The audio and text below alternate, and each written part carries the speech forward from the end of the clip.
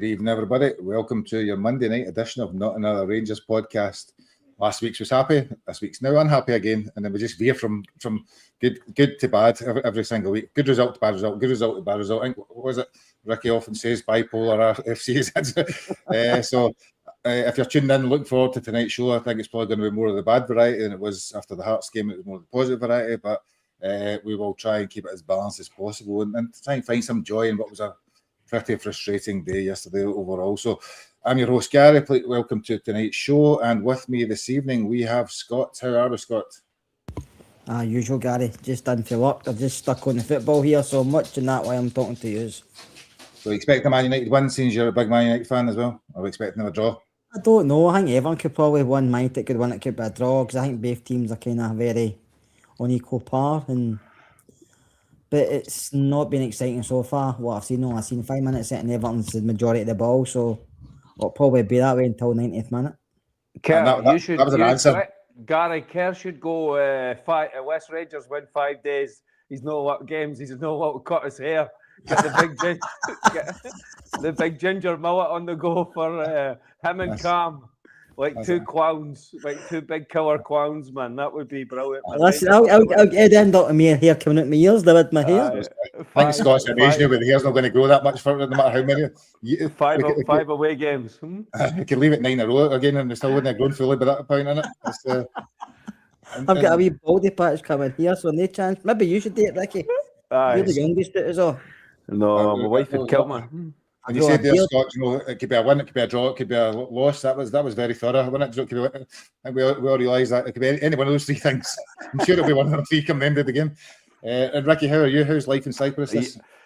Good, mate. Rangers do my head in, mate. It's like an abusive girlfriend nowadays, as we used to say under Clement. We're at that abusive girlfriend end of the season feeling. 1 minute she's amazing in bed, and then the next she's got the knife out and she's scratching your eyeballs out, mate. And that was a weekend where we're getting our eyeballs scratched out, unfortunately.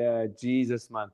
I did not see that result coming against bottom of the league Livingston, but that's Rangers for you, mate. So great weekend, personal life, shite weekend, Rangers life.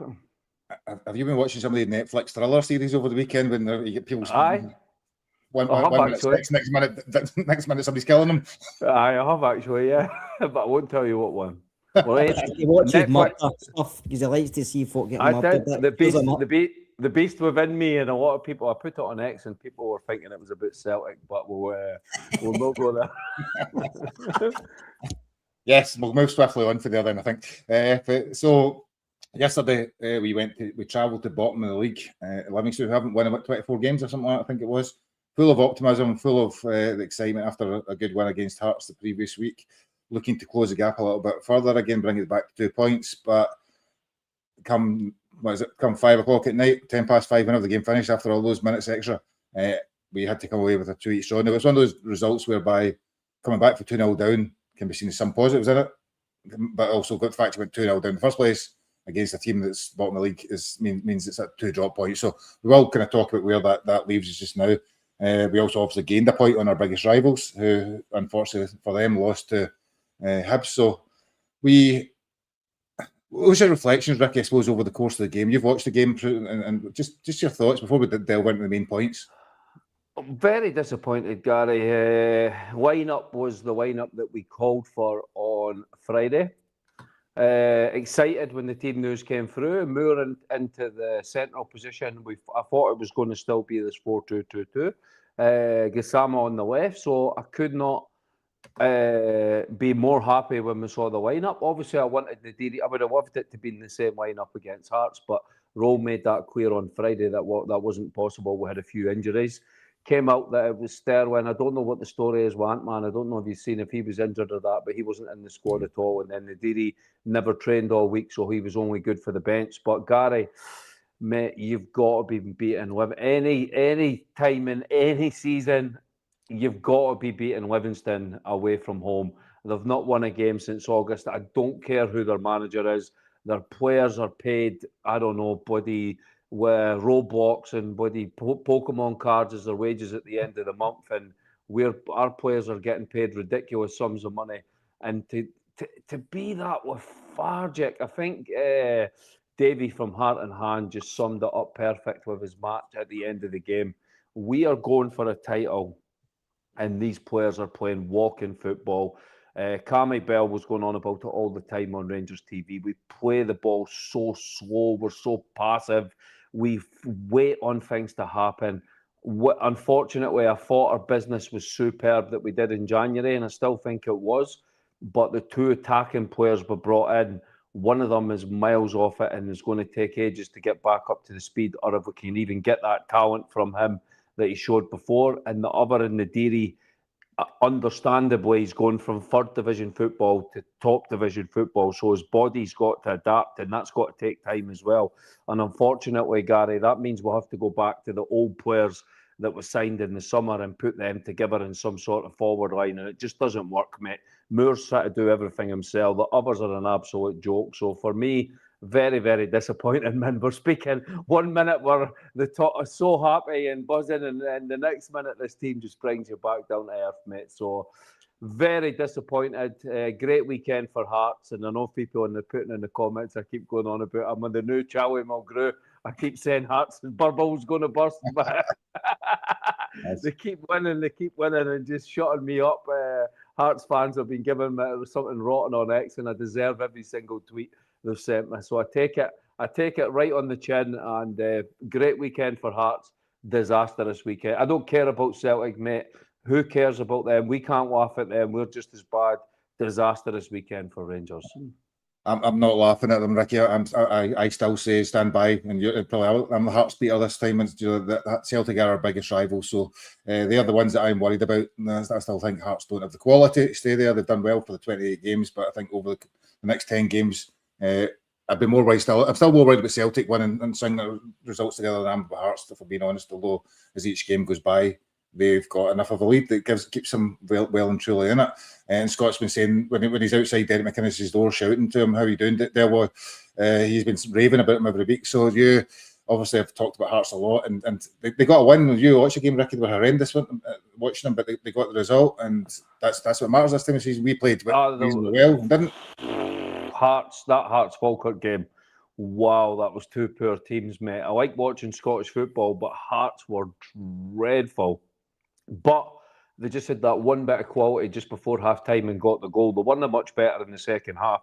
Hearts TV were saying the same where I was watching the game, and they were saying exactly the same, how poor they were. The second half they improved a little bit, but Falkirk, Jesus, they were bad, man. They are so toothless up front. They were driving me crazy. I was nearly chucking things at the TV. But they got like Carol said, I know he's chomping at the bit to come in and go, 3 points is all that matters, 3 points. So I let him come in and say it, and he's right, 3 points is all that matters. And I agree with you, Gary, but the Hearts are 4 points clear with 10 games to go, man. Honestly, it's like snakes and ladders, and we keep hitting the snakes and they keep hitting the ladders. No. So, Rick, Scott, over at you. Just say those magic words in. I just think we're not good enough, Gary. I agree with you about Celtic. I don't think they're good enough either. I think you've been very disrespectful to Hearts, considering they've been top of the league most of the season. You know what I mean? They're doing what we want to do. They're doing what Celtic want to do. We can't do it, and they are. So you can't keep expecting that bubble's going to burst. You've said that, like Ricky said, Charlie McGrew said it ages ago. Ricky's always constantly saying it. But it's getting less and less games. We're needing snookers to win the league. We actually need snookers to win the league. Do you know that way? because our own performances. You can't drop 6 points in 3 away games and expect to be challenging. You can't do that, and it doesn't matter how good we're at Ibrox. Our away form's poor. And I know, Gary, you came out with some stats earlier, but stats don't win you the league. Points win you the league. And Hearts are getting points on the board. We're no. And I think everybody's forgetting Motherwell as well. Motherwell aren't that far behind us. And if we don't win or drop points, Motherwell can suddenly creep up as well. So I have to say, Hearts are just getting by. But at this time of the season, you don't care how you get by. You don't care if you play well, you play bad, as long as you win the match. And that's what matters at the end of the day. We've drew our last 2 away games against 10 men. Yeah. So tell us your thoughts on the match yesterday, just before we delve into each of the different main points. I just think Danny Rowell's structure away from home's not right. I think I don't know what he's trying to do away from home. At Ibrox, it's fine. At Ibrox, we feel like we have more urgency. We play the ball a lot quicker, but away from home, we don't. We've done it for like 10 minutes against Motherwell. We scored a really good goal, and then we thought that's enough. Yesterday, I thought the players expected to win. They didn't try to win. You've seen the Livingston players, right? They're sitting bottom of the league for a reason. They've only won one game, but their players are trying to get the ball forward quickly. They're diving into tackles, they're blocking stuff. There was a fight there. You didn't see it for a lot of your players. We were passing the buck at times. We were expecting things to happen. So they're trying to make it happen. And then players are going in a huff. I think, I don't know about you, but I think Gassama looks fed up. I don't know if he maybe be away in the summer, but I think he looks fed up. I just think the team in general didn't look great yesterday. I know we had a lot of chances and stuff, and the goalkeeper was okay. I didn't think he was a worldie. I thought he was okay. A lot of stuff he saved, he should be saving, because as Roy Keane says, that's his job, and basically it is. But I just feel you can't go into these games, you can't go into any game giving somebody a 2-goal lead. But you have to go to these games and start the match with intensity and just say, right, we're winning this game before half time. But we don't do that against anybody, Gary. We've done it against Hearts at Ibrox a bit, and then obviously they scored, but we always look like we had attitude to get back into the game. Yesterday we never, until the last 9-10 minutes of the match. And then it was totally like, let's throw shit it along and see what sticks. And that's what he did. We're bringing on 3 strikers and everybody else. And if we were at the end, we might be unfortunate not to get a third. But we should never be like that fighting against a team who are won since August. I know football doesn't work that way, but when you're going for a title, surely you must be in a dressing room before this saying, like, boys, get up there and make sure we win this game. But we didn't even sit that way yesterday. Folk have said in the comments, it was slow, it was lacklustre, it was walking, it was... I feel the 10 games to go with a chance to win the league, surely you expect your players to perform better. See on that, right? I'm going to play devil's advocate, right? Because if you look at the stats yesterday and all the stuff, people go on about stats all the time, right? But probably in terms of yesterday, that was the biggest expected goals margin against any team we played. We've won lots of away games this season, not 6 or 7, but that's probably one we created the most chances. I was at Dens Park, I was at other games. You've been at ones when they've not created very much. Yesterday they did create. Is there an element that was just one of those games? You could have played all night. You talk about the keeper not making great saves. Some of them were. There was one from Mikey Moore that he doesn't even know anything about. Hits off his bottom of his foot. In the second half, there was obviously the shot from Moore. Miovski's one was a cracker. Robin's one at the start was outstanding. And they were flinging blocks everywhere. I mean, I get your point, but I think over the course of the games, you play that game 10 times and you win it 3 or 4-0 most of the time. Aye, but Gary, this is a pattern now, right? Groves played 10 games away from home since he came in as manager, right? He's won 5, drawn 4, and lost 1. And the last 3 games we've drawn away from home. So I get what you're trying to do, and I get you're playing devil's advocate. But let's look at the eye test. Forget about XG and all that. Start shagging nonsense, right? We were the better team at the start of the game. We came out and everything was okay, right? We actually played better, by the way, under Russell Martin in the first half against Livingston than we did yesterday. So let's get that right 100%. But the start of the game, we were the better team. We were playing the way that we should have. The tempo was okay. Romans has a great header. He does everything right. It's a good ball in the box. Roman started the game brilliant, by the way. He was on the left. He was putting in good crosses. The team was looking okay. Then John Suter turns into Jesus, Big John Coffey or something, comes charging out like he's an American footballer, smashes into the Livingston player. The defence is, there's no leaders at the back. The defence is not set properly, and we go 1-0 down. As soon as that goal goes in and we go 1-0 down, the team from that point until half-time were shite. So forget about stats that say, okay, that we had 25 shots on goal, the keeper was Buffon, all that. With your eyes, I watched the game last night. I was at another game. I came home, watched the game, so I knew the score. And it was walking football, mate. There was no urgency. There was no patterns of play. Your front 4 is back to being... Gassama had 5 minutes in the first half where he actually looked like a proper player. And when he plays like that, he's unplayable. But the problem with what I just said there is he did it for 5 minutes. 5 minutes the whole match. And then apart from that, he was so bad, it was unbelievable. Shermiti went from R9 against Hearts to a baby giraffe on plastic. He could barely move on the plastic. He didn't have a clue what he was doing. The only thing he did all match was celebrate the first goal, which was brilliant when he was giving it some in front of the fans. But his performance was all over the place. On the right side, Olsen was okay, neat and tidy, but there's no spark, there's no urgency for him, there's no quality like he gave us last week for Shermiti. It's the same players. Where's the runs? Where's the balls into the box? He was in good positions many times. Why is Shermiti no making that run? Because he didn't have his mate in the dairy behind him, and Moore behind him didn't work as good as I thought it would.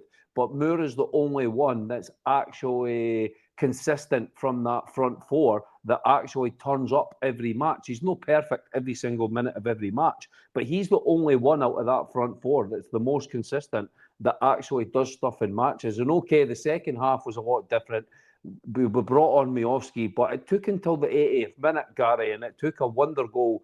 Fernandez's finish was superb. So it wasn't like it was brilliant patterns of play and we were battering the door down. Or I didn't think we were. I thought Livingston, I was surprised how comfortable they actually were. We'll speak about, we'll get on to the second goal and everything like that. But when you look at it with the eye test rather than the stat test, for me, it wasn't a great performance from Rangers. We did well to get a point in the end. We should have got a goal when we had.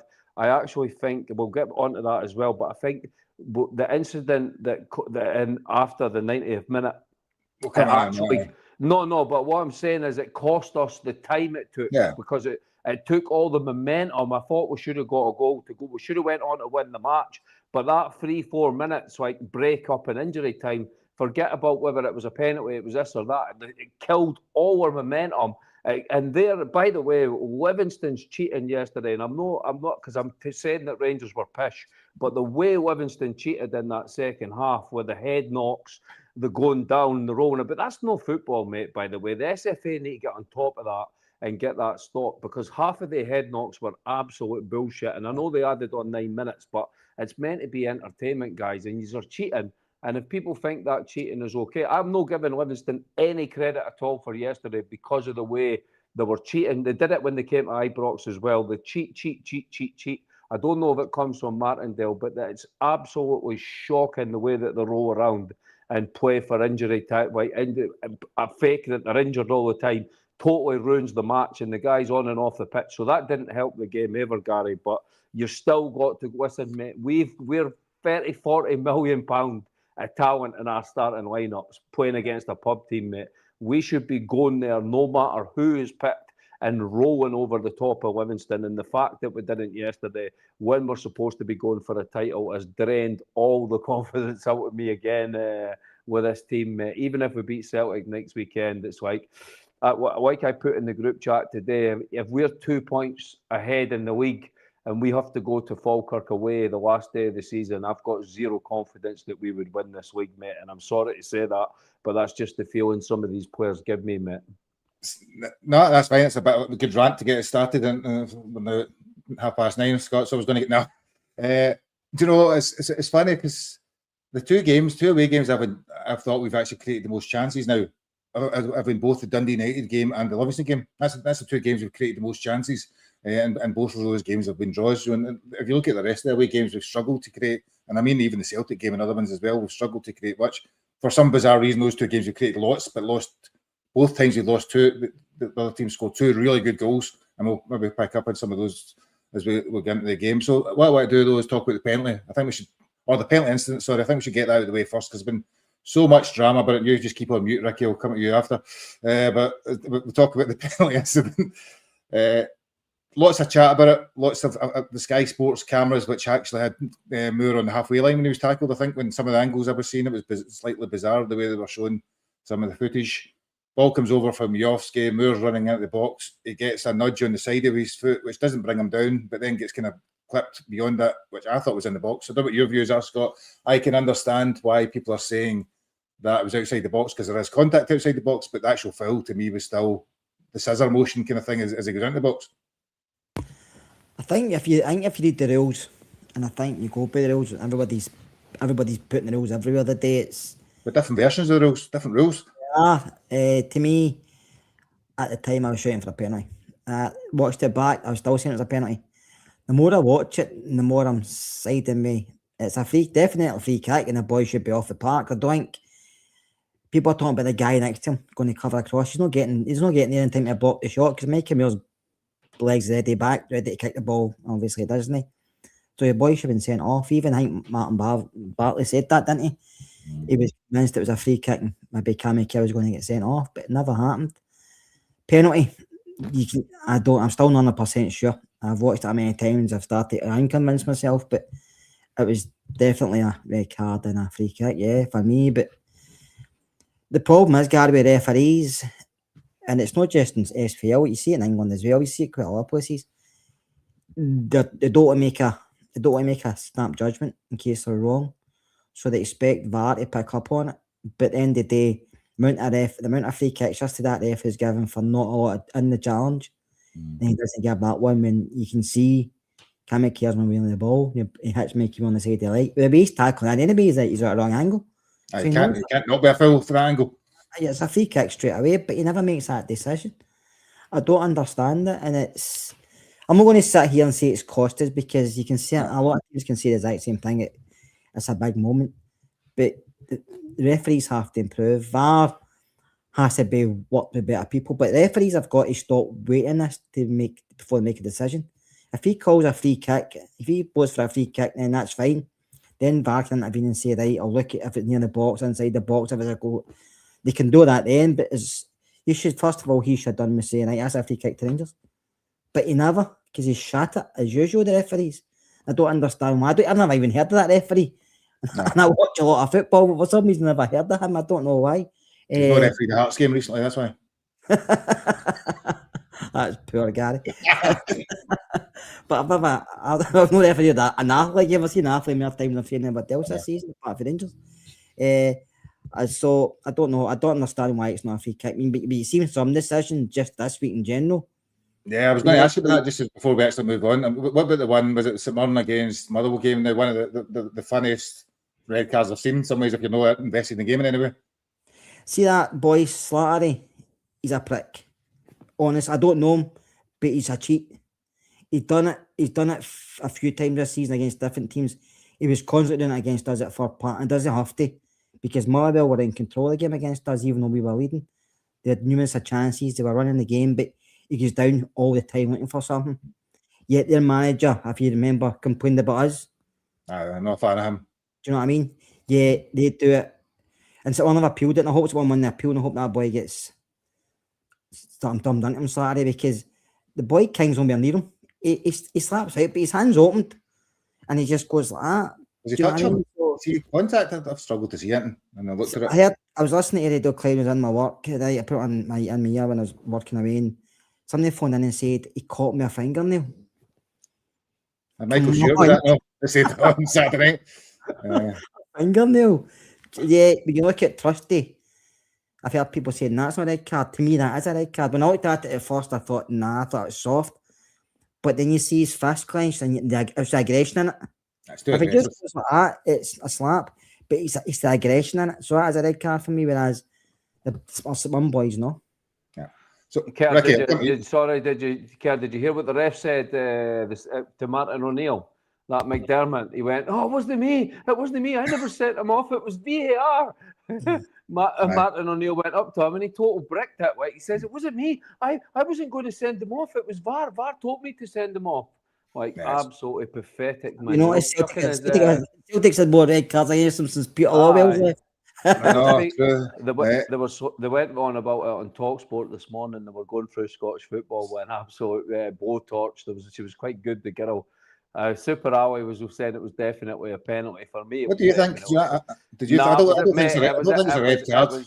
No, it was a free kick. It was a free kick, and I think it should have been a red card. Personally, I think it was a free kick and a red card because it's just outside the box. You can see, but it was shocking that the ref missed it. Absolutely mad that the ref never gave anything and just let VAR. Because as I said, it took all our momentum out of us during injury time. But the refs are shocking, Gary. Like they are so bad.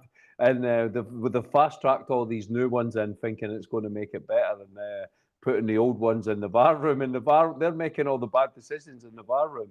The St Mirren one was, though, that was as up there with Diamande, the sending off against Dundee That was United. worse than Diamande, wasn't it? Because at least Yeah, it was the Diamande made motion. it was the ref's. It's the ref's ego. He thinks he sees something, and then he's not going to change his mind. Really bad. No, I mean, I still of the view that I can understand why it wasn't given as a penalty.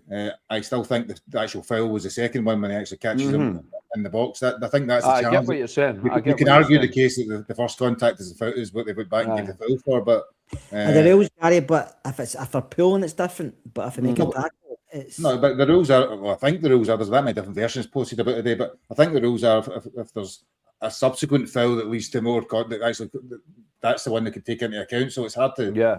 The first one doesn't knock him off balance fully. It's the second one that takes him out. So you can argue, at the end of the day, it's everybody can argue in different ways, and different referees and different commentators, and the people that matter, like Ewan Cameron, who's clearly a football guru, says it wasn't a penalty, so there's no point moving on. I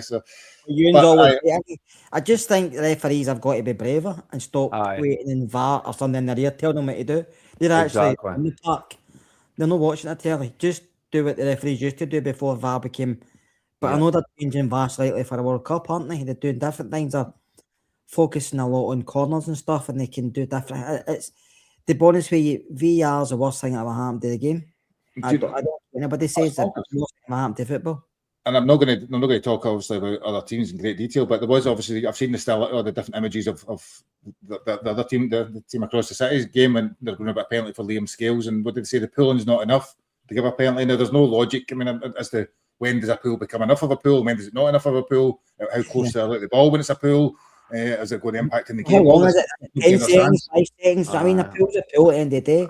But then they not say the ball was the close, but the ball's don't get me wrong, the two of them are pulling. I think the actual instant that when the two of them are pulling, but in general you don't understand when's it a foul when somebody's pulling somebody else. Yeah, they've not gave their ones this season, so they've been quite consistent with their ones. There was a period where everyone was getting them as soon as there was a tug on the jersey, but they've been quite consistent with not giving them this season. But it's probably one of them. If it was us, we'd be shouting for it as well. But I didn't think it was a penalty, to be fair now. See, the thing is, because if VAR said it's not a red card, then they can't make it a free kick, even if they think it is.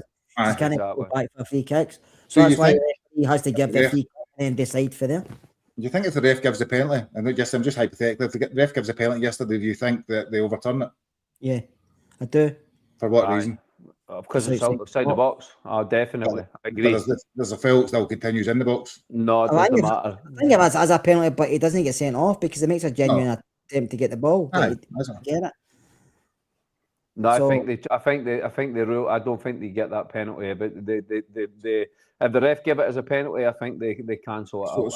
I don't know what the rule is. The rule's far too much. So if they give the penalty, then sorry, if they give the ref gives, just curious. So if the ref gives the penalty, they then look at it and say, no, it's outside the box. On your logic, then it's a red card and a free kick. Yes. So why the referee not make the decision meant there was no decision. Aye. Yeah, exactly. Exactly. The ref shot it because he's waiting. But that's the rules. That's the rules because VAR can't go back for the free kick because he's gave nothing. So they either have to give the penalty or stick with his on-field decision, which he gave nothing. So that's why the game just continued on 3 minutes later, and then killed all our momentum. Momentum was gone. Momentum was gone. You're sitting there thinking, he's going to announce something here, and he just does a drop ball, doesn't he? It's like, what's going on here?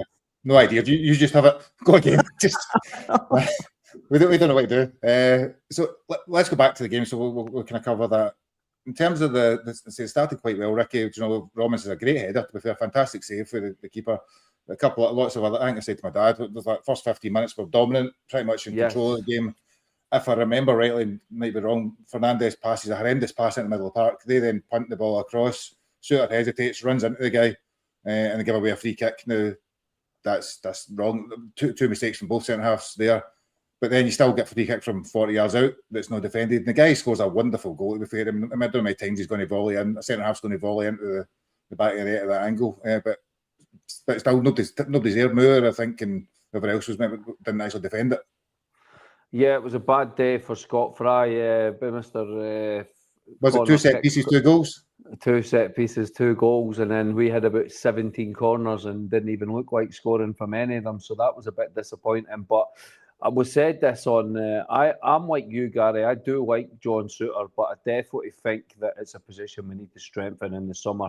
The problem has always been for me with John Souttar is he's just one of the players that every time he makes a mistake, we get punished for it. Every time. It always leads to goals. I've never seen a player like him. He must be the most, the evil eye must follow him around all the time. He's one of the unluckiest players I've ever seen, but it was poor defending. And again, it took all the momentum out of our performance, because up to that point, we'd been absolutely fine. We'd been the better team. There was combinations. There was quick play. We were playing the ball fast enough, and we were cutting Livingston open. But then after they got that goal, you give teams like that, it'll be the same when we play St Mirren, it'll be the same when we play Falkirk. If you give these teams something to hold on to, we do not have the players as of yet in our team. When you've got like Gassama, Shermiti, that sort of, we need to, honestly, role for me needs to change it going forward, because I think that we need to get Ant-Man. Bajrami has to be used a little bit more. He was good when he came on. He's got to look at different options. This playing Gassama's no starter for Rangers. He's absolute murder when he plays from the start.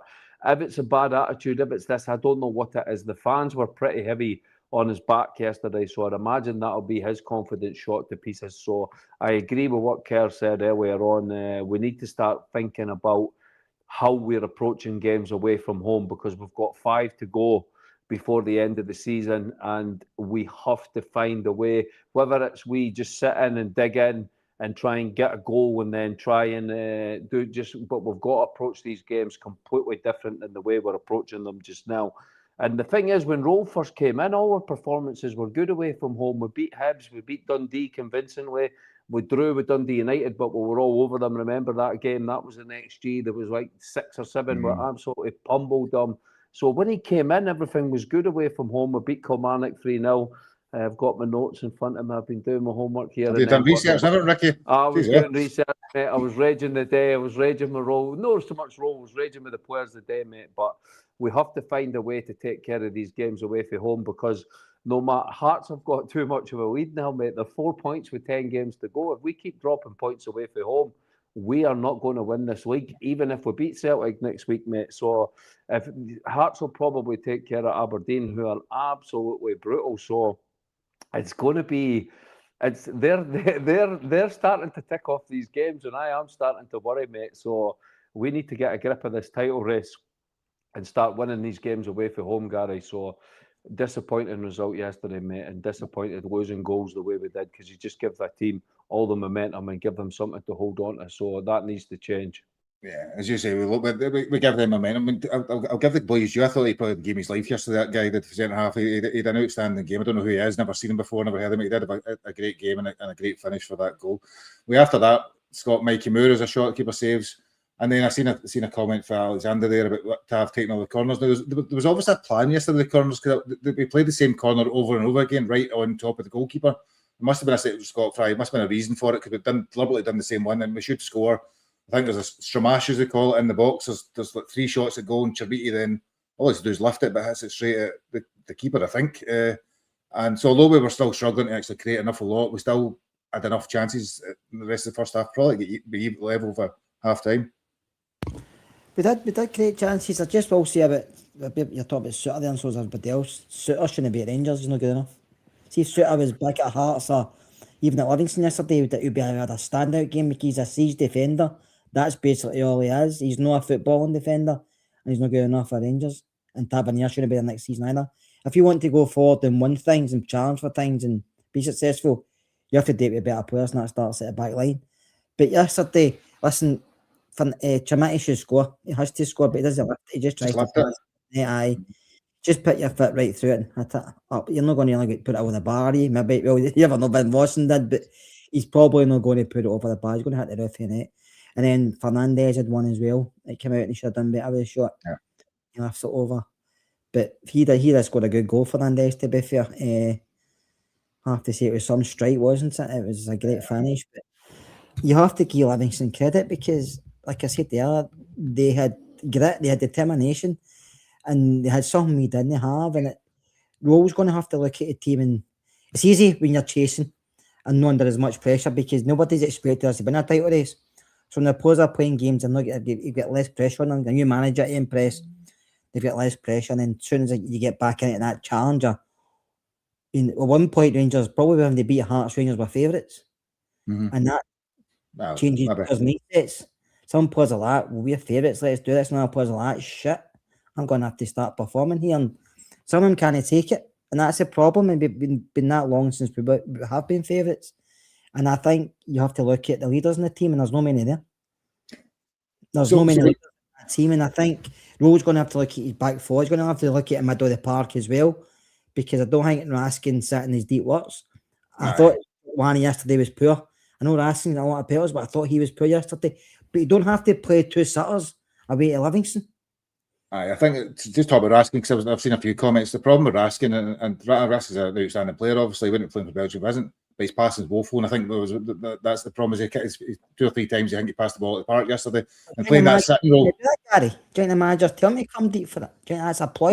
Tactical, let's bring it, build up with 3 at the back, so that the full backs can go forward. But his passing, he doesn't have a. He's in the middle. That's clever tactic. You can see it. But we don't get. But name any midfielders even barring. There's nobody in the middle of the park that can ping 30, 40 yard balls. That's why we signed. That's why we signed Thingway, wasn't it? Joe Rothwell. Suter and Fernandez are better on the ball, pinging balls about than Raskin. He's getting in Suter's way. That's Suter's. The best thing about Suter's game is he breaks. Fernandez is well quite good. Fernandez is quite good. I mean, that must be the manager, Ricky. It's not just. It is the manager. It's tactical, but he's playing the wrong player. Like Raskin is totally wasted in that position. It just doesn't suit him. I think if you're going to play Raskin, you have to play him with Dio. I think him and Dio have got a good partnership. Yes, you do. Or you have to play Dio with Chuck Wani. There's no player in our team is good enough that, except for Romans, by the way, and Fernandez. They two, right? He's voice turned there, except for Romans. No players except for the players I love deserve to start in that lineup, right? And that is just facts. And Raskin is not good enough for Rangers that you think, okay, he has to be in our team, especially in the middle of the centre backs. It's just not working at all. I think that's what Sean is saying. So Raskin's there to be a pivot and break the lines. The problem is he can't break the lines. He's not got the ability to break lines. Suter breaks the lines. Ferguson's manager. No, he was better when he was more attacking. He had that ability. Do you know what I mean? It's just Ferguson put him forward. Whereas he's new at sitting deeper. Like somebody says, he's sitting that deep. He's back beside Jack Butland at times, and he can't play there. So I suppose we get into the second half then, right? And again we start pummeling them. I think Chris Sutton's even enjoying it, saying, you know, Rangers about to score at one point now. I can't remember. He's starting to say, you know, this is, what was his words? This is relentless or whatever it was. And then I think John Suter passes the ball pretty much to Tav. It's not possible. He loses it. Then, does he control it? Then Suter brings the guy down against another set piece, and the ball comes in. Nobody gets out to the guy at the edge of the box. To be fair to the guy, it's a really clever pass he plays. He sees it well, and it's a good finish. But just poor defending, around Ricky. Just poor defending. Yeah, he's got 10 yards of space in the box, mate. He's standing in the right back position, and I'm not saying I don't know who was supposed to be marking him, but he's got 10 yards of space, and again, it's a beautiful drilled finish, smashes it into the net. But why has he got so much space? This one, I'm not sure. I need to look back on it because I wasn't sure if it was actually a free kick or not. I know nudges him in the back, does he not? No, I thought it was more like he kicked his foot. Was it not? Where he kicked his foot. This one, I thought it was quite soft, like, to be honest, the foul that was given. But anyway, you need to defend it much better. But again, with Suter, it's like I say, every time he does something clumsy, it leads to a goal. When it's like, it's so crazy. And that's a good word for it, Ricky. Clumsy, in it. It's not. They're not bad. Everything else is okay, man. Everything else is okay. He's okay in the match. And he gives his detractors, people like Kerr, the chance to load the machine gun or the shotgun, and you can't even argue back. I'm a Suter fan as well. I think as part of the squad, he's okay. I don't think he's a leader. I don't think he should even be in the leadership group. I think he's the sort of player that should just be concentrating on his own game. I don't think he's got the personality to be a leader, to be honest. I think you should just leave him alone and let him get on with being a centre-back and tell him, you're the leader of the defence, please get some organisation with the defence. But again, that is really, that's 2 weekends in a row. Like, we've went away for clean sheets and back to conceding just pathetic goals, Gary, at the worst time of the season. And It's going to cost us, mate. We're running out of games. We've got 10 games. We've got St Mirren and Falkirk. I mean, the weird thing is you're now in a position where you're not really fearing playing Celtic next weekend or in the Cup, but then you're worried about the next game. You're worried about St Mirren away. St Mirren away. You're like, how are we going to win that match? Because you just don't see how these players, unless we can get Nadiri on the pitch, because the difference he makes than Shermiti is just chalk and cheese, mate. But that's the game I'm worried about coming up. But yeah, we did well to get back in the game, but they poor goals we gave. To be 2-0 down to Livingston, man, I was looking at my phone. I'm like, what is going on here? Even my mate was nudging me. Rangers are getting beat 2-0. I'm like, shut the hell up. That was like terrible, mate. So, Scott, we then start to make substitutions, and I can't remember when the substitutions happened, but at one point we basically played one centre half, didn't we, and one central midfielder, and we just flung everybody on. Manny Fernandez, who breaks the lines better than Nico Raskin. Some people have been saying in the comments, plays a lovely ball through. Gassama, he's probably his one strong point of the day. Cracking run, gets taken out, and a straight red card, pretty straightforward red card. I don't even know if there's any complaints. And even the referee gave it straight away. He did as well, yeah. I thought that boy had a good game for him as well. I thought he good player with him. He always has been a decent player with him. He dealt with Olsen very well. That's why we get subbed at half time. But as soon as, but that's nobody done that to him all game. But Montano, everybody just was in front of him, whereas Gassama gets behind him. The one time he gets behind him and the ball played through, and you just rush and bring him down. He kind of knew himself. He knew by the reaction. He thought, "Shit, I've done that. I'm away here," and it was a red card, Gary. And but at that point, we still weren't playing well. I know we were huffing and puffing too much, and it's only when Fernandez scored, you seen. I'm thinking we can still get something here. Aye. I think I said to my dad about 75 minutes left. We're never going to score here. It's one of the games you're never going to score in it. Then yes. I mean, what are your two thoughts on Olsen? I think he's struggling big time. I know people said he's been in cold storage. He's been played a lot of football, but I don't really buy it. We don't have the games left to wait. Do you know what? In terms of Olsen, for me, he's obviously got a pedigree because he'll play 40 odd times for them, play for Bologna and Bruges and the teams he played for. But what I've struggled to see is what type of player he is. He doesn't look to beat MD or take MD on particularly. He's not really, doesn't look like he's got a great turn of pace so far, and it's all very passive. As I think as Ricky said earlier on, you know, there's no real drive in anything he's doing. So he's clearly been a good player, and there's a good player. He's only 26-year-old. I'm not sure whether you can argue that the fact he's only played X amount of games is the reason why he's not performing. I think that's maybe too easy a link. I don't know about you, Ricky.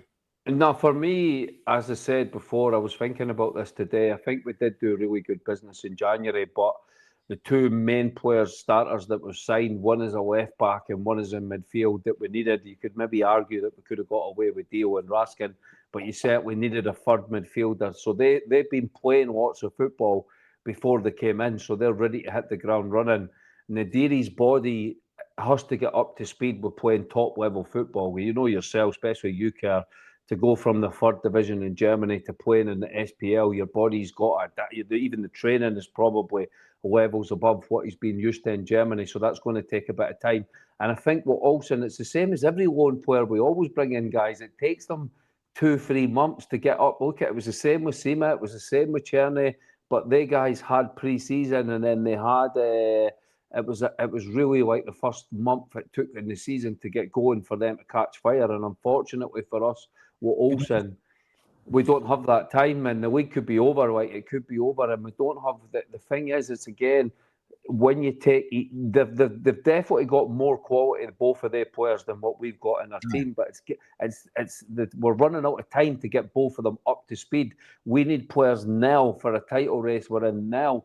We're playing one game a week. We don't even have the European games, guys. But it's not just them. It's the players. It's not just them. For me, it's the players were signed in the summer as well. Some of them look like they're walking in quicksand. They just have no urgency about them.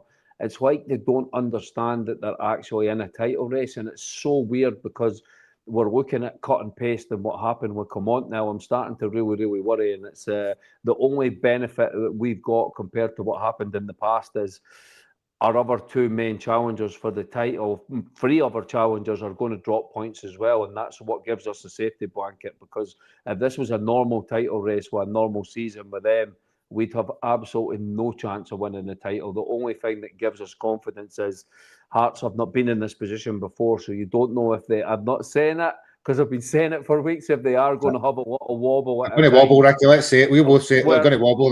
Where they have two or three games, you don't know because they've not been in this position before, and it's no like Heart. Believe me, I've watched Hearts all season. The start of the season, they were outstanding. They were brilliant to watch, and they had new, fresh players, and they were blowing teams away. And it was like, Jesus, this team is good. You watch them now, mate. They are struggling when they're winning games 1-0, but it's proper Derek McInnes at Aberdeen, Derek McInnes at Kilmarnock football. They're playing now. All that early season stuff is gone. So this title race is going to go right to the wire, Gary. That's for sure. And any one of four teams could win. What we've know, they get belief in themselves. Yeah, definitely. Possibly. So see on Scott Wilson goes off. I do want to pick up another player, Scott. Then, so one of the ones that came on and probably did make a difference was Bajrami. Now Bajrami comes and goes. He seems to come off the bench, play quite well, then he'll be seen for a few weeks again, and they'll make the squads. But he come on, made a difference again, and he's one of the players I always watch. I think, he should have a role to play, but he never quite gets there. Never quite gets that kind of position. He done really well when he came on. He was involved in the first goal, was it? He was involved in one of the goals. I think it was the first one. First goal. Yeah. And they passed the ball back for Tab for the second goal. Mm-hmm. But he always tries to make an impact because he's a forward-thinking player. It's just he's not had a lot of consistent games over the piece, and some games he has been poor, some he has been good, but he's not had much chance in the first team as others have had, put it that way. Why is it? I don't know, Gary. You'd have to ask the managers that. Maybe I've not his number. Maybe they watch him and think, nah, he's going to make a difference. But he come on and done well. He come on in other games and done well. He's got a wee bit of trickery. He likes to go. Like I say, he always wants to go forward. His first instinct is to go that way, but others don't want to go that way or back that way. He does. Whereas when Asgard come on yesterday, he offered nothing apart from that shot went looking over the stand, and then he's laughing about it. You're thinking, why are you on here before Diamandi? I couldn't get that either. Do you know? I couldn't get that. Oh, Parami done well when he came on, and he was trying to get forward. He was trying to make something happen. I know the subs. I'm trying to think who else came on. Majowski did very little. Nadiri done very little, as you said. Asgard done very little. Was there anybody else that came on? Can't remember. Nadiri, easier. It gives Shamati maybe more space, and that's what he needs. We can't play well, didn't he? But he runs about. He runs about, Gary. He does add a different dynamic to our front line. There's no doubt about that. There's more. I think like to think about. Yes, he actually moves. Sharmiti doesn't move. He does, Nadiri does. Sharmiti doesn't move, mate. He's just mad.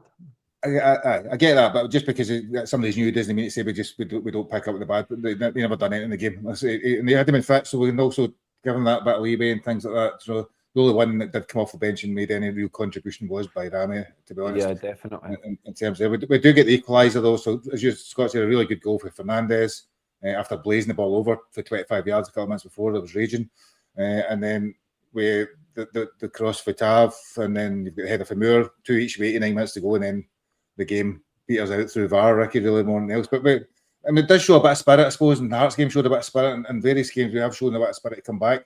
If you can take any positive out of it at all. Yeah, no, I agree with you, mate. It was quite mad watching it, even before I knew the score, because it was like 75, and I was just watching this game. How the hell do we score 2 goals here? Because we just looked like we'd run out of ideas, even against 10 men. It didn't really look that different with 10 than it did versus 11, because Livingston, had that many players in the box.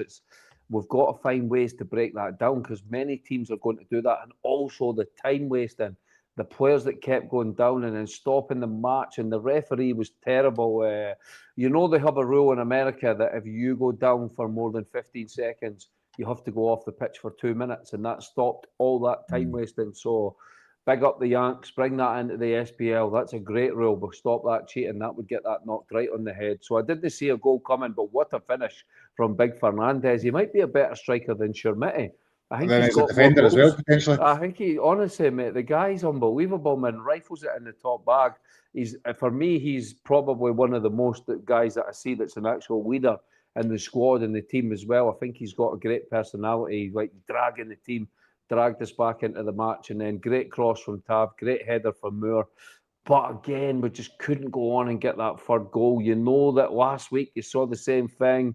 The fans were brilliant after the first goal went in as well. Like the place sounded a lot like a mini Ibrox, man. The fans were going bananas. It was so. If we got that last goal, there would have been a pitch invasion, man. The plastic people would have been going home with 6 inches of the Livingston pitch. That's how if we'd got that final goal, mate. But we just didn't manage to do it again. That incident for me in injury time just took all the momentum out of it. And we'll see where we are at the end of the season. We keep going on about, is this a good point? Is this a good point? Is this a good point? But even if we'd won 2 of their matches, Gary, we should have held on against Motherwell, mate, against 10 men. And we should have beat Livingston yesterday as well. So that 4 points takes us equal with Hearts at the top of the league. But now I'm saying if my auntie had wheels, she would be, you know, that's the sort of nonsense we're speaking about now. All the Gio the Campo classic was out there, Ricky, was it? Aye, 100%, mate. The fans in the comments will go, "Oh, listen to the Rangers fans. If this was this, if that was that." Absolutely pathetic. We'll be happy at the end of the season with, since Danny Rowe came in, champions, which doesn't mean F all. So that's where we are just now, mate. But as I said, we'll have to find a way to stop hemorrhaging points away from home. We have to turn these draws into a win. We've got 5 games away from home, and if we do any less than 3 wins out of that 5 games, Gary, then I doubt we can claw back that 4 points and win the championship. And that's not being negative. It's just we're running out of games, mate. So we need to turn this form around and fast.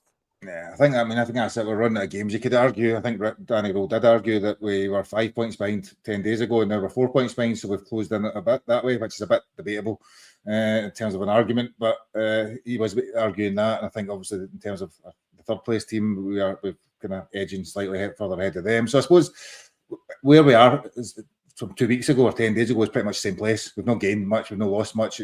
But what we need to do is start gaining on the team above us, which is where the challenge comes. We've got 10 games to go. I think you tell us a lot, Ricky. If you look at the form table over Danny Rowe's 20 games, we're vastly superior to the other 2 teams at whether you can do it in the next 10 games.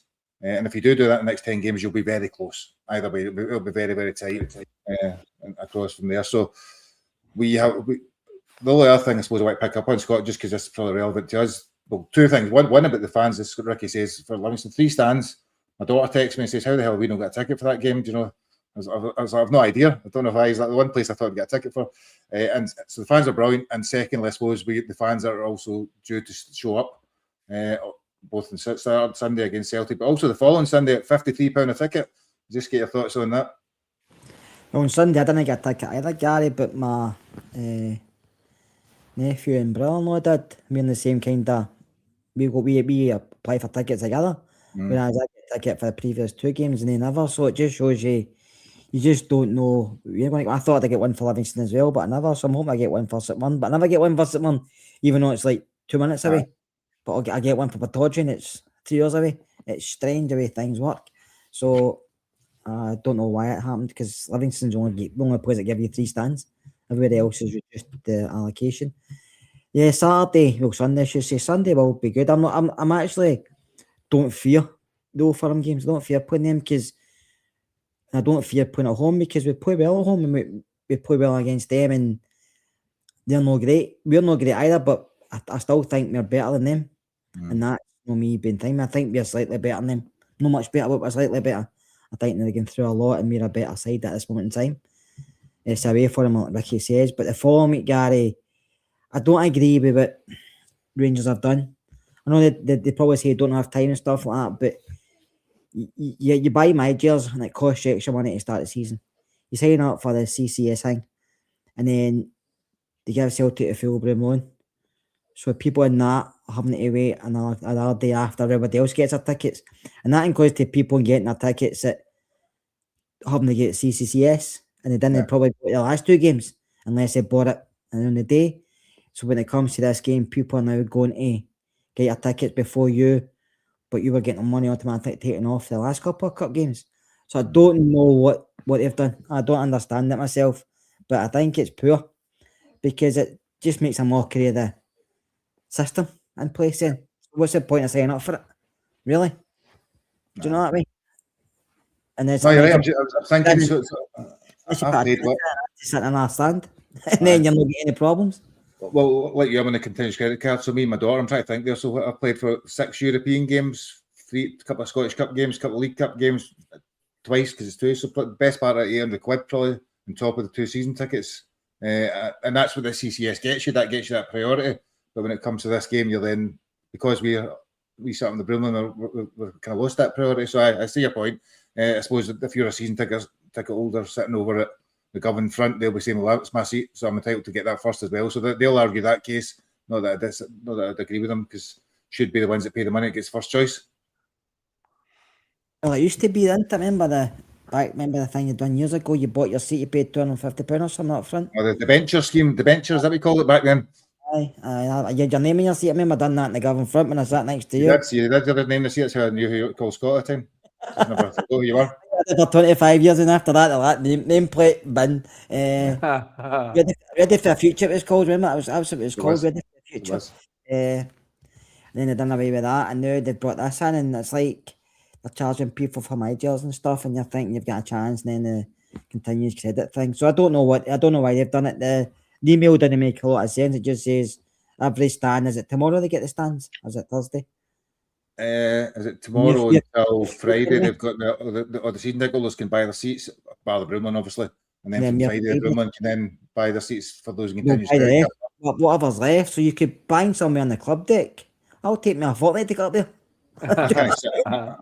For those that know me, I'm 6'5", so I can't fit in the main stand and things like that. My legs don't go in there. I need to put it around somebody's neck. It's not big enough for me up there. So no, we will see, I suppose. But £53 a ticket, Ricky, you're glad you're in Cyprus. £53, you're not having to pay that. No, it's a rip-off, mate, and I totally agree with you guys. I feel sorry for you, because I know that there was early in the season, a lot of fans were cancelling CCCS because they were annoyed with the club and all that, and fans like you that stuck through the club, through thick and thin, through all the nonsense with Martin and all that, to then turn round to you and say you have to wait until everyone else decides if they can be arse going until you guys get dibs, is, to me, that's not the way it should work. The most loyal fans who were at the 20-odd thousand who were at the 2 previous games, they should get 100% priority over everyone else. And then, because your season ticket, you got to remember, your season ticket's for the league. Your season ticket is for, you've got a contract basically with a club that says this is the games that you're entitled to. So they kind of turn around and it's all right, people go, no, yeah, but that's my seat. I pay for it as a season ticket. Yeah, but there's other fans that have been going to games and that. So they've got to find a way. I'm sure you will be all right. You know, these things, there'll be a lot of people, especially at that price, Gary, and everything like that. There'll be a lot of people who don't bother, who think 50-odd quid, that's a bit steep. You can watch it in the pub and that with their mates and stuff. A lot of people have got these bars in their back garden and everything. They get the old sash bash in the back garden and they annoy the neighbours. So I'm sure you will be all right in the end. But I think the price is ridiculous. I don't think you should be charging for one ticket £50-odd. We're not playing in the Champions League final. It's a quarter final of the Scottish Cup at Ibrox. It should be 40, 41, 42 max. And we'll have to watch with these. We'll love the Americans and we've praised them, and they're doing a lot of right things and a lot of good things. But we don't want to see fans starting to get ripped off and this, like, the prices creep up, because that's what they do at many clubs. We're not a Premier League club. We're not watching Premier League football. We love Rangers. We love our team. But to be saying to people, hey, there's Big Gassama on the left wing, now gives us 53 quid is, you know, that could be a crime, mate. So they need to get that sorted out and stop ripping off the fans. You're not paying. Cup games are priced differently. Usually, there's a different. They are, Kerr, but if you let them away with it, I'm sure these fans' advisory board will be telling them and everything, guys, let's come on now. But if you let them away with 53 quid, next year it's 55, and then before you know it's 100 quid because it's an Old Firm game. That's not the way it should be at all, Kerr. You've got to remember that this season's been a weird season. The European campaign was rubbish. It wasn't even like a normal European campaign and stuff. But you can't take fans' loyalty for granted. You should be looking after so these people are billionaires, man. You've got to look after football fans this time of year. Like you guys know better than anyone. They're taking this money out your account left, right, and centre quick as anything. And like life is challenging for everyone nowadays. It doesn't matter how much money you've got. everything is so expensive nowadays. So they need to help fans out a little bit and realise how many games you need to pay for over the course of a season. And okay, a final's maybe a little bit different and stuff. Maybe 50 quid's fair, but a quarter final at Ibrox, it doesn't matter if it's Celtic or Aberdeen for me. That's too much, and they need to keep the prices and be fair to the supporters. Yeah, no, I would agree. It's funny because I texted my daughter earlier on and said to her, at 53 quid a ticket, she comes back and says, "Oh, that's steep." And I think, what are you caring for? You're not paying for it. Doesn't mean it to you.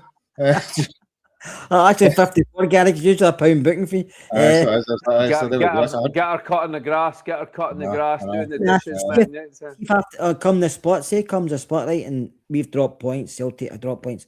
Motherwell were playing Hearts, and it's like, this could be a title kind of game, and we're playing Celtic. What game is Sky going to pick? I don't know, Rick. Put them both on, one after another. That'll be there we go. Because Scottish football's the way to go. But as Ricky says, what is it for your grandmother's wheels, Ricky? So we'll just need to wait and see. Is it if your grandmother had wheels, should be a bike, mate. So that's the way some Rangers supporters speak about Danny Rowe, because we're top of the league since he came in. Who cares? Who gives a shit, mate? The most important thing is helicopter Sunday. We want that helicopter head into Falkirk when we're collecting that big celebrations. A week of pods, Monday to Friday, celebrating. Woo! Let's go. Let's go hunting. I need some medication. So it's been a depressing result. That's about it. So we've dropped points against the team at the top. We've gained points against the team below us, but we are now looking forward, looking ahead to what is 2 weeks of Old Firm games at Ibrox. Yes. One being 53 quid a ticket, the other one being a league one that's probably the more important of the two. So we'll be back Friday night or later on in the week, probably Friday night, to discuss it, review it, and get excited for it again, because that's what football fans do. We get over the bad result and then get excited for the next game ahead, and hopefully it is a chance to put a bit of a nail in their coffin, and then it's looking upwards at Hearts and then trying to chase them down. So that's where we're at. Thank you, everybody, for watching. Thank you for Ricky and Scott for contributing lots and rants and views, and pretty positive considering how much I had to listen to yesterday on the group chat. It was a lot better than I thought it was going to be. After the game, Gary. That was before the game, Kerr. That's why we don't do post-match reaction shows. You wouldn't want to see that. Anyway, thank you for watching, everybody. We will see you again later in the week. Take care now. Bye.